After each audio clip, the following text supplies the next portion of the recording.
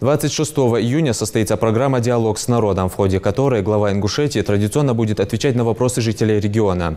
Это хорошая возможность лично обратиться к Юнусбеку Евкурову со своей проблемой или предложением. В колл-центре, открытом в стенах нашей телерадиокомпании, прием обращений начался с 11 июня. Звонки жителей республики принимают волонтеры и сотрудники телекомпании.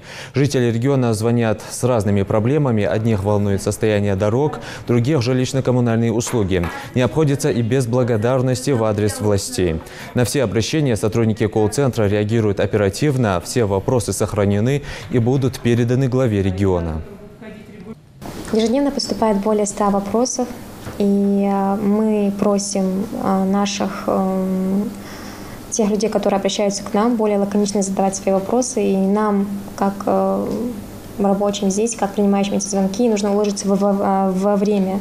У нас тоже время ограничено, и вопросы поступают разные. То есть бывают проблемы с жилищно-коммунальными условиями, бывают люди, которые нуждаются в материальной помощи, бывают те, которые просто хотят поблагодарить, выразить слова благодарности.